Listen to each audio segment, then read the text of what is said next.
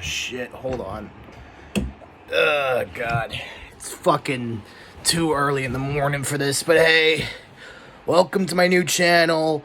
This is where I just talk a bunch of shit about all kinds of random topics. aka, that's why I called it Gavin Talks Shit.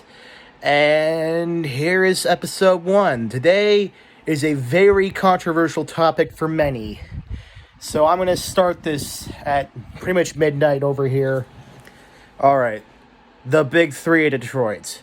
This is going to be a real fucking shit show for us all here. So let's start. Okay, to start, we are starting with General Motors and trucks. But before we start that, today I would like to also make sure that YouTube doesn't fucking demonetize this. And just say straight off the bat that this is not nicotine, and I do not condone vaping or smoking of any kind under any circumstances, okay? Okay.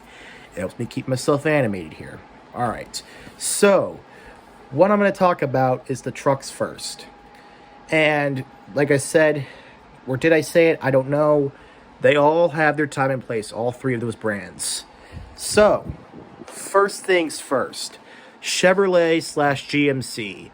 Okay, for the trucks out there, in my opinion, Chevrolet is meant for people who don't have too much money but want to get into a decent truck.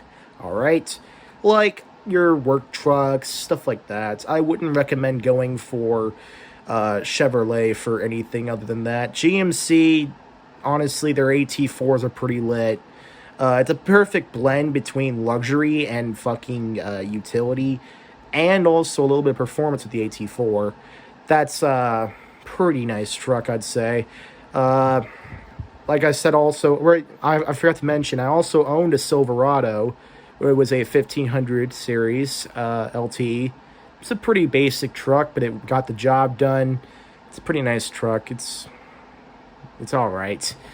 Like I said, they aren't the best, really, luxury trucks, so what else is there to say? It was a rear-wheel drive freaking truck. There was nothing else to it. Okay, and now on to Ford. Ford, they aren't the most reliable. So what I do have to hand them, though, is if you're looking for more of a luxurious truck, that's where they come in, all right? They've got the Limited and they've got a few others, and basically they put their Lincoln technology into that shit. And oh my fucking god, is that shit good. Like, seriously. That shit honestly slaps. Like, their King Ranch, the new one, ooh, that interior. Just perfect. Oh my gosh, Anyways, and then when you go on to freaking Ram, they're okay on reliability, but the one thing I'd be looking into for them is Mopar performance, because sure, they don't make BMW-like vehicles, but what they do make is badass muscle cars, and I would go for, say, a Power Wagon or TRX. That's what I'd go for. If you want to get just a strictly powerful truck, that's the way you go. I mean, Ford has their Raptor, but it's if you want to get something that beats the T-Rex, expect to pay 20 grand more than the T-Rex. Like, who fucking has the money for that? Anyways, well, I mean, who the fuck has the money for a new truck anyways nowadays? Like, Jesus Christ. It's gotten so expensive. Like, buying a truck nowadays is like 60 grand at least for a decent one. And not to mention, fucking, you know what, forget it. Anyways, on to the next subject.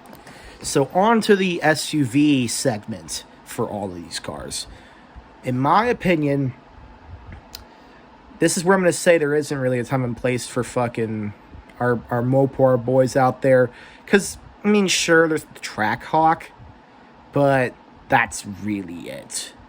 That's like the only SUV that's like, because there are SUVs like the Grand Cherokee and the Cherokee and all those. Lower end ones are kind of mid, in my opinion. And then the freaking upper end ones look just like the fucking lower end ones. So what's the point of buying the higher end ones when they just look like a $50,000 SUV at best? So you know what? They really don't get it in that segment. But I'd say for Chevrolet slash GMC slash Cadillac in this segment. So just GM entirely, and I guess Buick, but who the fuck cares about the new Buick, bruh? Only the fucking folks in China apparently like it. I don't know, and that's not racist. Look up their sales figures in China. That's a real thing. But anyways, what I have to say about them is they actually make pretty decent full-size SUVs. They make really, really bomb full-size SUVs. I really don't like crossovers or mid-size SUVs. They aren't my thing. If I'm going for an SUV, I'm going the big fucking 3-row fucking gas mileage barely in the double digits kind of SUV. You feel me? Anyways, they make some pretty cool shit, for sure. And their new Hummer EV is really fucking promising for the EV segment. But that's next. And when it comes to, say, like, their Escalade, oh my god, that's one of my dream cars. Especially the Escalade V. Fuck the Trackhawk. That thing's the best American SUV. Like, that's why I said Mopar doesn't have a place, because fucking Chevy beats it. Albeit the Escalade V is like $150,000, and when you add in markup, you get the point. It's like fucking almost as much as a Lamborghini Urus, but it's still fucking cool. Who cares? It beats it either way, in my opinion. Anyways, on to Ford. So for Ford, it's really fucking simple. I mean, they're alright. They make pretty good shit in their Lincoln division, for sure. Like, their designs are honestly on par with, like... Honestly, I like them because they look kind of like Mercedes-Benzes to me. I don't know why, but they just look good. Especially their Continental, which they discontinued, sadly. Rest in peace, that fucking beauty. But, yeah, their SUVs are okay. I would say GM won this segment for sure. But here's something that Ford will win overall in next. I would say... Actually, never mind. Let me take that back. I don't think they win in anything else, in my opinion. Let me think before I say anything else. Oh, yeah, if they want to buy a utility van, I guess, but who fucking cares about a utility van? Anyways, all right, on to the sports car segment. Ford, it's been sadly going down the drain for them, for the sports car segment, because they don't make sedans anymore, so... Can't really put them on the sedans category. But anyways, so for them, they have the Mustang, and that's really it. They have the Ford GT, yes, but who the fuck can afford the Ford GT? Especially when the fucking new Z06 is almost just as fast as it for 1/3 the price. Like, really? You're telling me people are paying $500,000 for a fucking Ford GT anymore? I don't even know, man. I don't even know anyone who owns one. Yeah, they have the Mustang, but they haven't even made any high-performance Mustangs since 2022, I believe. Yeah, because they don't have the Shelbys anymore. They have the Dark Horse, which is the highest end, but really it's just a $20,000 appearance package, basically. It's, like, fucking stupid. I don't know why they decided to just kill off all their performance cars. Like, they are kind of sitting in the dust, okay? All right. Sports cars for GM can be put in 2 categories, and so can Mopar. Sedans and coupes. Now, for sedans, straight off the bat, fucking GM. I'm telling you, the CT5V Blackwing is so much better than a fucking Charger Red Eye or anything like that. That would be kind of on par to that, which it really isn't.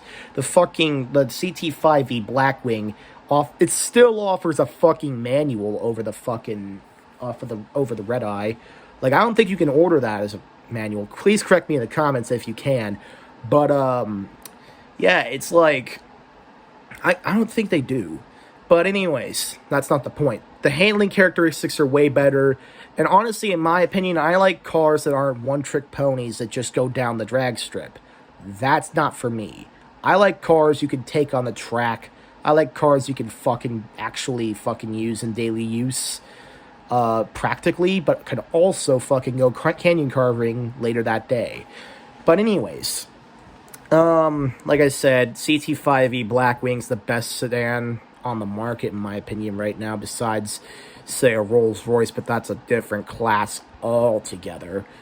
Or actually, no, BMW also would be a good one, but you get the point. You get the point. Anyways, so now for freaking the coupes. The Charger, not the Charger, but the Challenger Hellcat Red Eye would definitely beat this segment altogether because they have that new freaking last call one, and oh my god, if I were to be a hypocrite on my statement I just made about how I don't like cars that are just straight line, that would be the one exception. The one exception. Because it just goes so fucking fast. But then again, Mopar, that's their only thing. GM also makes some good shit. Their Camaro ZL1 is not really the best. Also for the mid price segment for sports cars for them, I forgot to mention. I would say I'd buy a Chevy over a Dodge Challenger Scat Pack, like the SS, because you get a little bit more power and it's like just smaller, lighter, can handle better, just does everything better in my opinion except for rear view visibility. But other than that, it's a decent choice over the fucking Scat Pack, because every motherfucker owns a Scat Pack anymore. Like, how many motherfuckers are going into credit card debt for these fucking boats? Like, really? Is that like the fucking benefacto thing to ruin your fucking credit life over? Jesus, people. That's... what the fuck? Anyways. Yeah, so there's that. Okay, let me get a hold of myself here. Let me just... yeah, so anyways, on the next one, I'd have to say, for sports cars also, GM does make the Chevrolet Corvette, which is, in my opinion, the better alternative to buying a Hellcat, because you can just get a base model Stingray for the same price anymore, new, and at that point, you're just getting a better car. It's faster 0 to 60, so you can't really say that's the best thing about it. On the Hellcat nowadays goes slower than that. It goes, 0 to 63.2 seconds. The Corvette Stingray goes 0 to 60 in 2.9, so you can't even say that it's inferior or superior to... you can't even say it's superior to the fucking Corvette anymore. Same price, like I said, and yeah, it's just overall a better option to buy just a Stingray Corvette. And if you really have money, I'm honestly doing this if I ever get rich, is fucking buying a Z06. That is my fucking dream car, because it's like, the sound from it is just sheer fucking angels coming down from fucking heaven over here, man. What the hell? Like, that's an American car that they fucking made that's making those sounds? And it costs that much? When something like that normally costs double or triple? Holy shit, GM, you outdid yourself. You outdid yourself and your competition for sure. Because now it's starting to beat the Ferraris. It's starting to beat the Lambos. They were saying it was going to with even just the Stingray, and now it for sure is this time. It's 0.3 seconds faster 0 to 60 somehow. And fucking it's just a monster. And before you say, oh, it's not really affordable, it's $150,000. Yeah, it may be $150,000, but who else would be able to get a fucking supercar for less than $200,000 anymore? Where else can you get one? Besides on the used market. And those ones aren't really as fast. So, yeah, let that sink in. Anyways, so that's it for the sports car segment on that. And anyways, my overall wrap. Oh wait, I forgot to mention economy cars.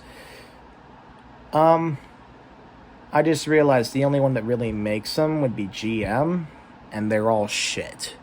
So thank you very much for all watching my video. Be sure to like, comment, and subscribe. I will also post this into my second channel, Little Gavin, Lilgavin. Please do subscribe on that channel or subscribe on this one. I'll probably post this one on that one more likely and then attract attention to this channel. So if you are not subscribed, please do. Leave a like, leave a comment. Peace out, y'all. Like every fucking YouTuber. Bye. I forgot to mention, GM wins the EV segment for fucking sure. I mean, seriously, they have the new Cadillac Celestiq. Thing's beautiful. The GMC, technically, Hummer, that thing's beautiful also. Very fast, very nice. Yeah, that's pretty much it. So, yeah. Like Zoink Scoop, why the fuck are you watching this still?